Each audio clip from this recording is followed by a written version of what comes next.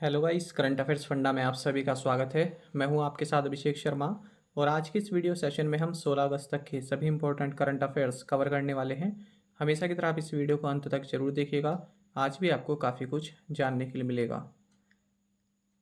विच ministry launched smile 75 initiative? किस मंत्रालय ने इस्माइल 75 पहल शुरू की है? ऑप्शंस आपके सामने हैं और सही आंसर ऑप्शन डी है, ministry of social justice and empowerment. जानेगा इस्माइल 75 इनिशिएटिव, इसको union minister for social justice and empowerment doctor Virendra Kumar द्वारा shelter home near Nizamuddin metro station New Delhi में लॉन्च किया गया है। आपको जानना चाहिए इस इस्माइल 75 इनिशिएटिव के तहत जो 75 म्यूनिसिपल कॉरपोरेशन हैं, ये एनजीओज के साथ मिलकर उन सभी लोगों को जो भिक्षुक हैं या फिर जो भिक्षा मांगकर अपनी जीवन यापन करते हैं, तो उनके रिहैबिलिटेशन के लिए, उनको मेडिकल फैसिलिटीज़ प्रोवाइड कराने के लिए, उनकी काउंसलिंग के लिए, अवेयरनेस के लिए, एजुकेशन के लिए, स्किल डेवलपमेंट के लिए कार्य करेंगे। आपको जानना चाहिए ministry of social justice and empowerment ने ये जो इस्माइल प्रोजेक्ट है, इसको 2025-26 तक लागू करने की बात कही है और इसका बजट रहेगा 100 करोड़ रुपए का। और आपको जान लेना चाहिए इस्माइल का मतलब है यहाँ पर support for marginalised individuals for livelihood and enterprise. What is India's rank in the list of top 20 economies for digital currency ownership as a share of population?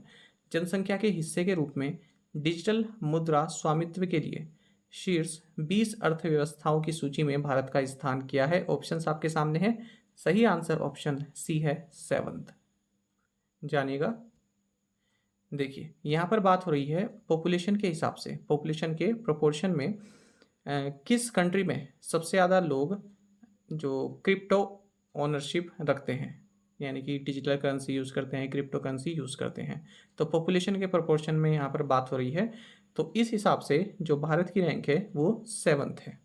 यानी कि जो भारत की पूरी पॉपुलेशन है उसका 7.3% जो लोग हैं उनके पास क्रिप्टो करेंसी के रूप में वो जो है डिजिटल करेंसी अपने पास रखते हैं। ऐसा कहा है United Nations conference on trade and development की रिपोर्ट ने, अंकटेड जिसको हम बोलते हैं। अच्छा, यहाँ पर टॉप 20 इकोनॉमीज की लिस्ट बनाई गई है और भारत यूनाइटेड स्टेट्स से केवल एक पायदान ही पीछे है। भारत में तो 7.3% जो टोटल पॉपुलेशन का हिस्सा है वो क्रिप्टो ओनरशिप रखता है और यूनाइटेड स्टेट्स में 7.3%। बाकी आपको जानना चाहिए यूक्रेन इस मामले में टॉप पर है, यानी कि यूक्रेन की टोटल पॉपुलेशन का 12.7% जो भाग है वो क्रिप्टो ओनर रहे हैं, यानी कि डिजिटल करेंसी वो यूज़ करते हैं। इसके बाद फिर रशिया है, फिर वेनेजुएला है, उसके बाद सिंगापुर भी है, केन्या भी है, ये सभी फिर यूनाइटेड स्टेट्स से ऊपर हैं। Admiral Guillermo Pablo Rios of Argentina has been appointed the head of mission for the United Nations Military Observer Group in India and Pakistan, यानी कि UNMOGIP. The UNMOGIP emerged out of a UN Security Council resolution of which year?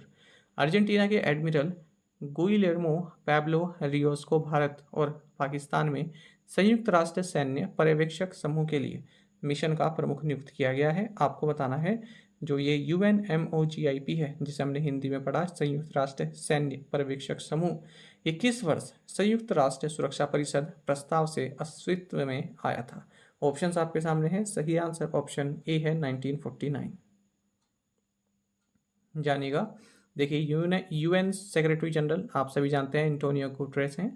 इन्होंने real admiral गुलिर्मो Pablo Rios, ये Argentina से हैं, तो इनको United Nations military observer group in India and Pakistan, जिसे आप UNMOGIP के नाम से जानते हैं, इसके head of mission and chief military observer के रूप में नियुक्त किया है।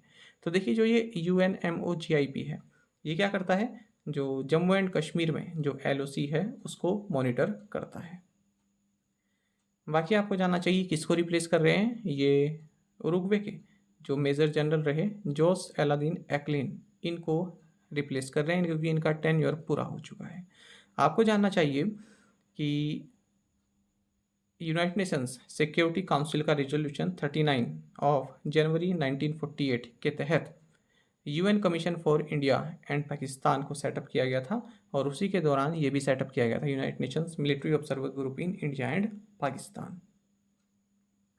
विच states sports department is to hold Khed Mela from August 29 अगस्त से किस राज्य का खेल विभाग खेड मेला आयोजित करेगा? ऑप्शंस आपके सामने हैं। सही आंसर ऑप्शन बी है पंजाब। जानेगा पंजाब में जो स्पोर्ट्स डिपार्टमेंट है ये पंजाब खेल मेला इसको ऑर्गेनाइज करेगा। इसमें 30 स्पोर्ट्स खेले जाएंगे। 14 से 60 साल तक के जो लोग हैं वो इसमें पार्टिसिपेट कर सकते हैं। बाकी पंजाब के बारे में आप जानते हैं, कैपिटल चंडीगढ़ है, गवर्नर बनवारी लाल पुरोहित हैं, चीफ मिनिस्टर भगवंत मान है। Which state government has decided to develop one Sanskrit speaking village in each district? किस राज्य सरकार ने प्रत्येक जिले में एक संस्कृत भाषी गांव विकसित करने का निर्णय लिया है? ऑप्शंस आपके सामने हैं। सही आंसर ऑप्शन सी है उत्तराखंड। जानेगा उत्तराखंड गवर्नमेंट ने डिसाइड किया है कि राज्य में हर एक डिस्ट्रिक्ट में एक संस्कृत स्पीकिंग विलेज डेवलप किया जाएगा। आपको जानना चाहिए उत्तराखंड की जो सेकंड ऑफिशियल लैंग्वेज है ये संस्कृत ही है।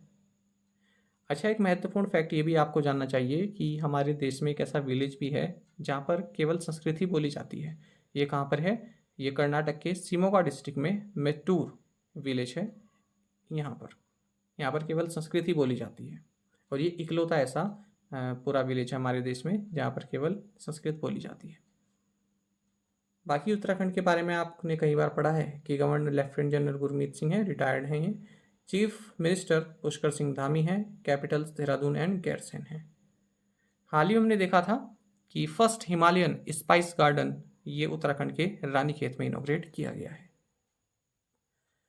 The new Delhi international arbitration centre has been renamed as what? नई दिल्ली अंतर्राष्ट्रीय मध्यस्थता केंद्र का नाम बदलकर क्या रखा गया है? ऑप्शंस आपके सामने है। सही आंसर ऑप्शन सी है इंडिया इंटरनेशनल आर्बिट्रेशन सेंटर। जानेगा, देखिए लोकसभा ने एक बिल पास कर दिया है जिसके तहत new Delhi international arbitration centre इसका नाम इंडिया इंटरनेशनल आर्बिट्रेशन सेंटर कर दिया जाएगा। देखिए न्यूज़ में पढ़ रहा था, इसमें केवल इतना ही आपके लिए जानने के लिए है।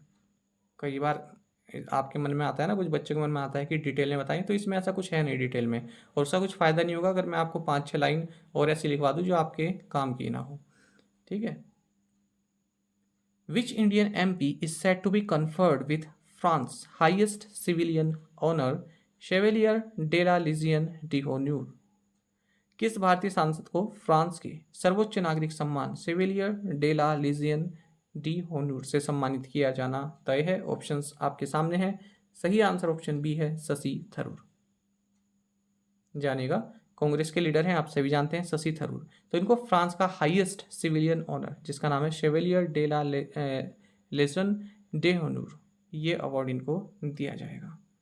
शशि थरूर के बारे में आपको जानना चाहिए। तिरुवनंतपुरम केरल से MP हैं, और ये जो हाईएस्ट फ्रेंच ऑर्डर इनको दिया जा रहा है ये इनकी राइटिंग्स एंड स्पीचेस के लिए दिया जा रहा है।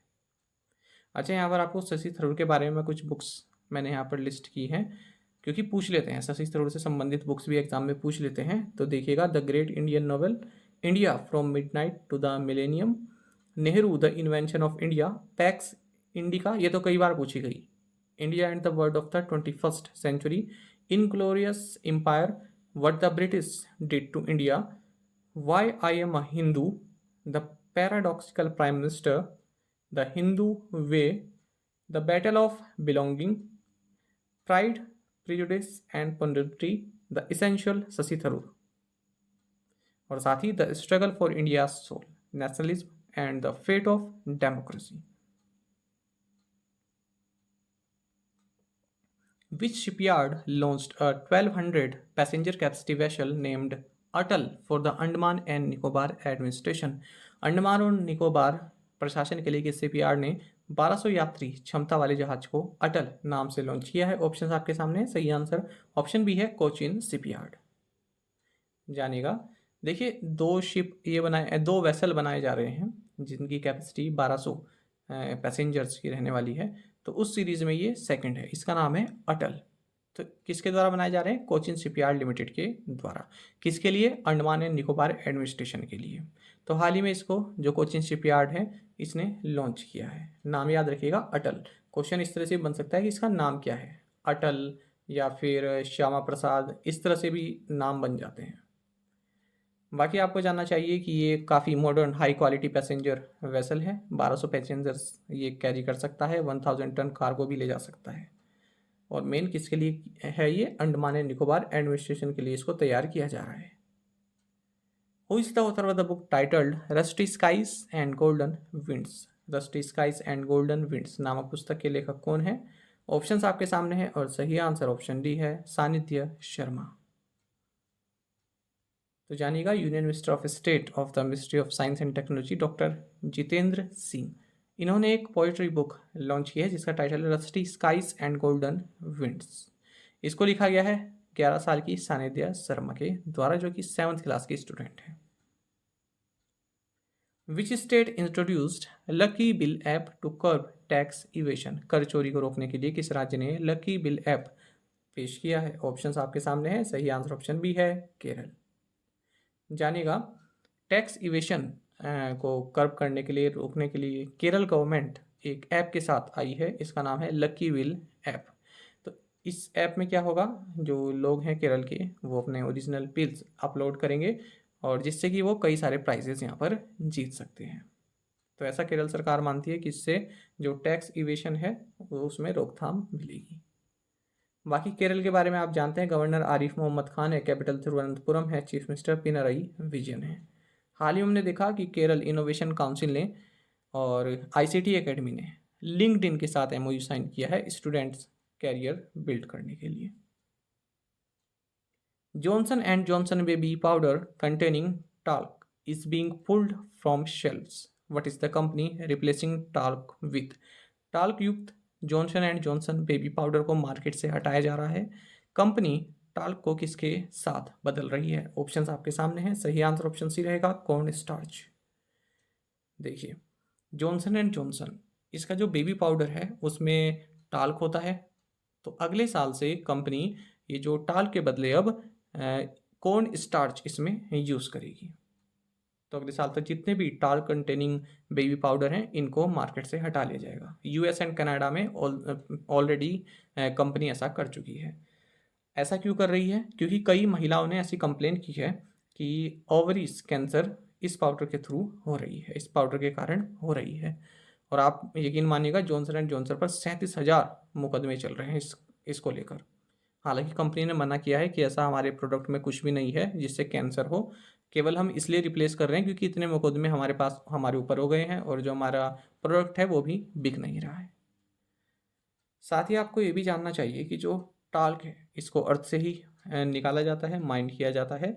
और जो asbestos होता है ना, जो कैंसर कोजिंग मटेरियल होता है, तो काफ़ी सिमिलैरिटी टाल्क और एस्बेस्टोस में होती है। तो इस वजह से भी कहा जा रहा है कि ये कैंसर को जन्म दे सकता है talc.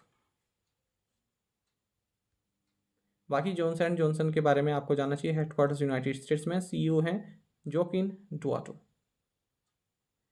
Which home finance company revamped its Unnati loan portfolio to offer affordable loans of 9 to 12 lakh?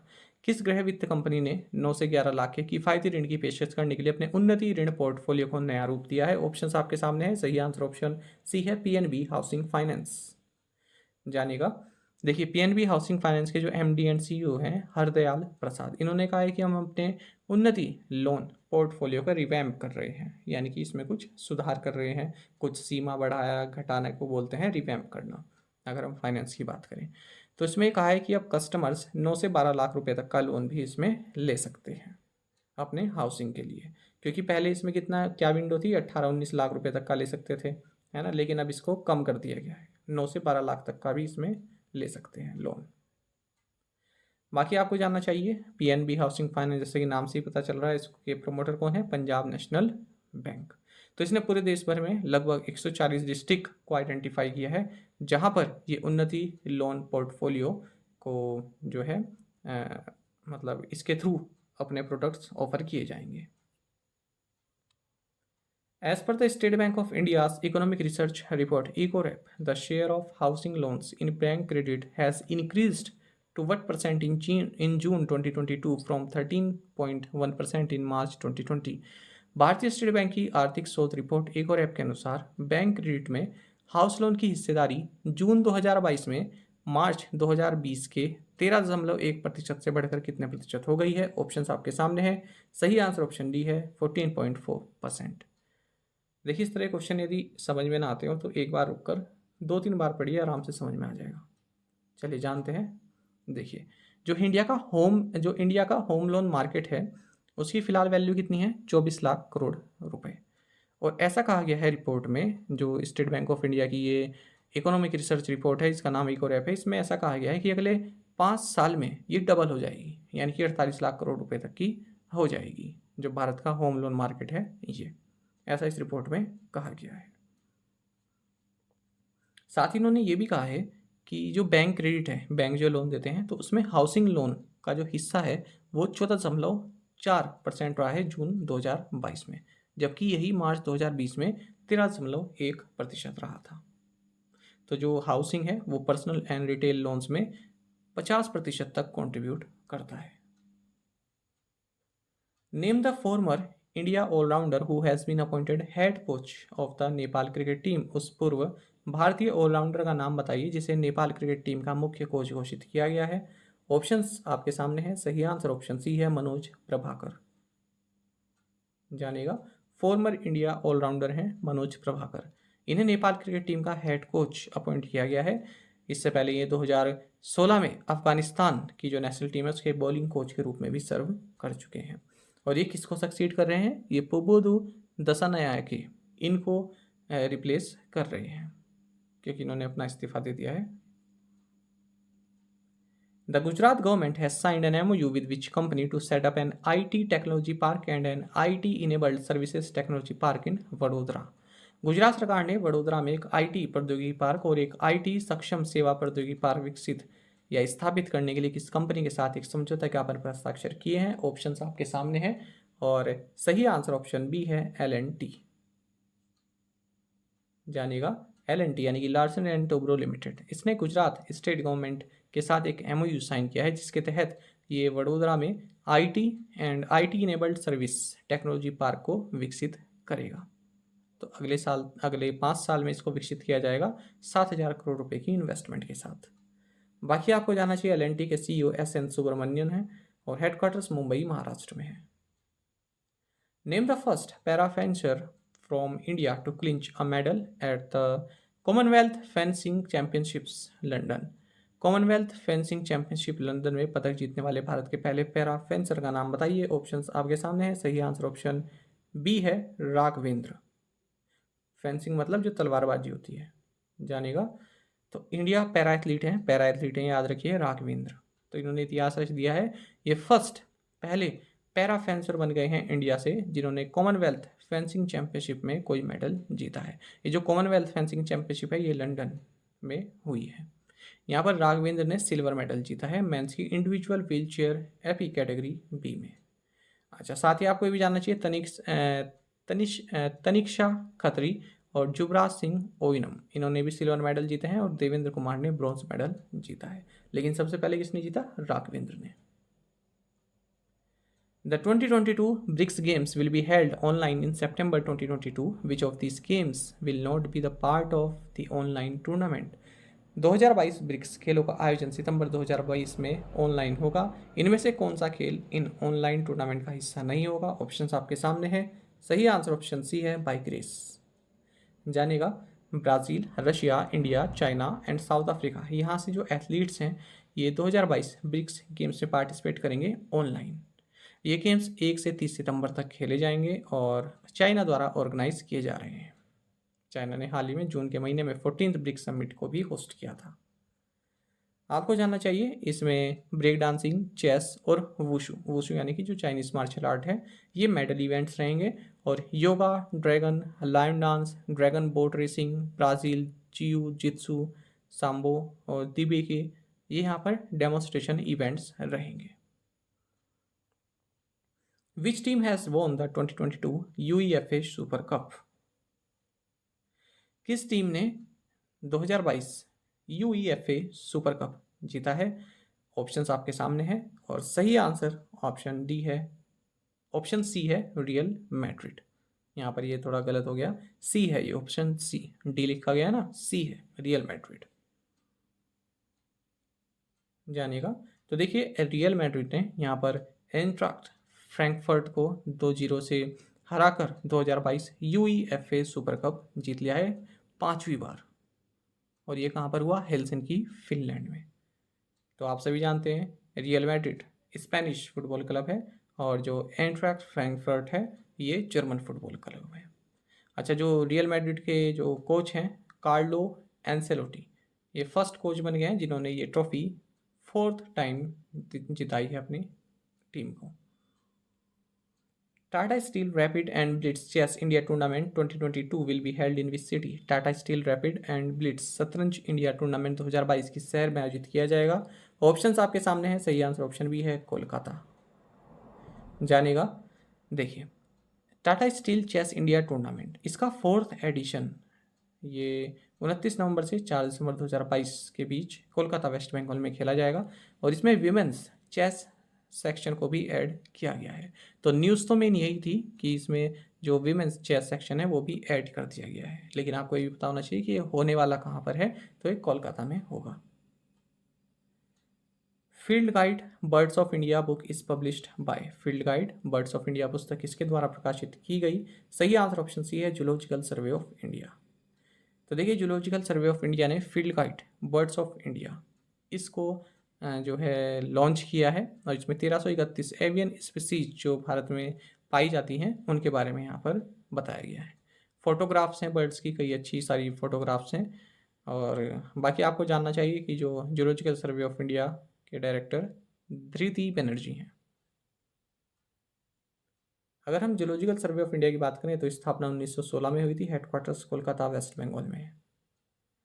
Combined maritime forces is based in which country? Combined maritime forces किस देश में स्थित है? ऑप्शंस आपके सामने है, सही आंसर ऑप्शन सी है बहरीन। जानिएगा, देखिए ये कंबाइंड मैरीटाइम फोर्सेस CMF ये Manama Bahrain based multilateral partnership है, और भारत ने अनाउंस ये किया है कि हम इसके एसोसिएट पार्टनर बनेंगे, और इसी वजह से भारत ने यहाँ पर अपना कोऑपरेशन भी शुरू कर दिया है। बाकी फिर से आपको ये जानना चाहिए जो कंबाइंड मैरीटाइम फोर्सेस है ये एक मल्टीनेशनल नेवल पार्टनरशिप है जो कि 3.2 million square miles of international waters में सिक्योरिटी, स्टेबिलिटी एंड प्रोस्पेरिटी को सुनिश्चित करता है। आपको जानना चाहिए 34 नेशन ग्रुपिंग है ये, यानी कि 34 देश इसका हिस्सा हैं, और किसके द्वारा कमांड किए जाते हैं? जो US नेवल फोर्सेस सेंटकॉम और US फिफ्थ फ्लीट के जो कमांडर होते हैं US नेवी वाइस एडमिरल, इनके द्वारा इसको कमांड किया जाता है। पाकिस्तान इसका फुल मेंबर है, जबकि भारत अभी एसोसिएट मेंबर बनने की बात कर रहा है। आपको जानना चाहिए इसके तीन टास्क फोर्सेस हैं, CTF 150, CTF 151 और CTF 152। National Equine Research Center, National Equine Research Center that has developed an indigenous vaccine, Lumpy Pro Vac Int, to protect livestock from lumpy skin disease is located in which state? National equine research centre जिसने पशुओं को lumpy skin रोग से बचाने के लिए एक स्वदेशी वैक्सीन लंपी प्रोवैक इंट विकसित किया है, किस राज्य में स्थित है? ऑप्शंस आपके सामने हैं, सही आंसर ऑप्शन ए है हरियाणा। जानेगा, union minister for agriculture and farmers welfare Narendra Singh Tomar, इन्होंने लंपी स्किन डिजीज से जो है लाइव स्टॉक्स को बचाने के लिए एक इंडिजिनस वैक्सीन लॉन्च की है, यानी कि भारत में ही बनी है। इसका नाम है लंपी प्रोवैक इंट। किसके द्वारा बनाई गई है? नेशनल एक्वाइन रिसर्च सेंटर जो कि हिसार हरियाणा में है। यही हमारा क्वेश्चन रहा था। किसके साथ मिलकर बनाई है? इंडियन वेटेरिनरी रिसर्च इंस्टीट्यूट इज्जत नगर बरेली।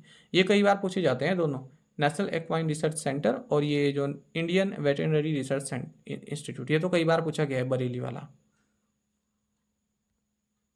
बाकी आपको जानना चाहिए जो ये लंपी स्किन डिजीज़ है ये वायरस द्वारा फैलती है, और कौन सा वायरस है इसके लिए उत्तरदायी?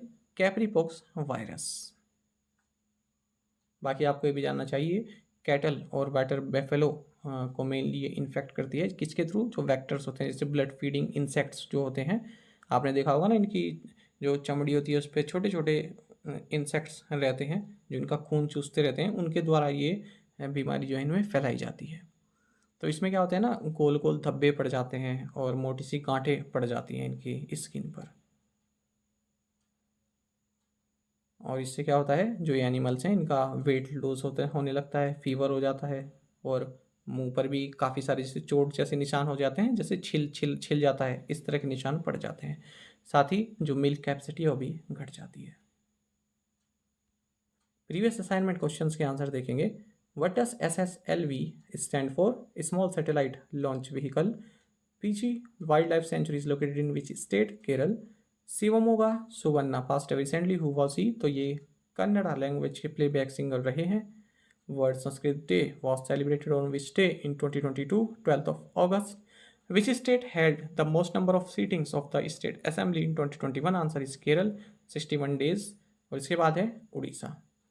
Which school has introduced the first teaching robot eagle in India? Answer is Indus international school.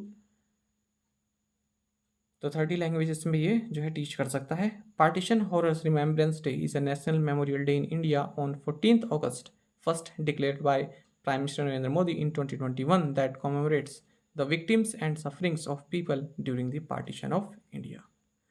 आज के असाइनमेंट क्वेश्चंस देखेंगे। What is the theme for world biofuel day 2022, जो कि 10 अगस्त को मनाया गया। देखिए, जो मैंने आपको इसका थीम बताया था वो सही नहीं है। वो एक्चुअली जहाँ से मैंने देखा था, ये जो न्यूज़ 18 की मैंने एक साइट से देखा था, क्योंकि उस वक्त और कहीं से मुझे मिल नहीं रहा था, वहाँ से मैंने देखा तो उन्होंने भी ये गलत लिखा हुआ था। तो याद रखिएगा, इसका सही थीम आप बताइएगा। यदि नहीं मालूम चलता है तो फिर मैं आपको बताऊंगा, ठीक है। इसके लिए माफ़ी चाहूँगा, इसको यहाँ पर करेक्ट कर देंगे अब। मार्केट लिंकेज स्कीम परवस is related to which state और UT? Who took over as the CMD additional charge of Hindustan Aeronautics Limited? India ranks globally dash in startup ecosystem and also in terms of number of unicorns। तो देखिए, startup ecosystem और number of unicorns के मामले में भारत की rank क्या है globally? Same rank है दोनों में। India has signed bilateral air services agreement with how many foreign countries? Which edition of India-Bangladesh Tri-Services Staff Talk were held in New Delhi on August 10, 2022? Which state launched a community radio station named Radio Jayaghosh to mark the anniversary of Kakori train action? ये तो काफ़ी easy है question, बता दीजिएगा। तो कोशिश कीजिएगा सभी क्वेश्चन के आंसर आप हमें कमेंट बॉक्स में जरूर दें। साथ ही करंट अफेयर्स फंडा को आप टेलीग्राम पर भी ज्वाइन कर सकते हैं। यहाँ पर रेगुलर वीडियो अपडेट्स और करंट क्विज हम आप सभी के लिए डालते रहते हैं। साथ ही डिस्कशन ग्रुप में आप किसी भी क्वेश्चन का सोल्यूशन पा सकते हैं। दोस्तों, यहाँ पर हमारे करंट अफेयर्स की प्लेलिस्ट दी गई है, इसको आप जरूर देखें। अपने दोस्तों के साथ और फेलो एस्पिरेंट्स के साथ हमारे करंट अफेयर्स को शेयर जरूर करें। आज का ये सेशन आपको कैसा लगा कमेंट बॉक्स में जरूर बताइएगा। Thank you guys.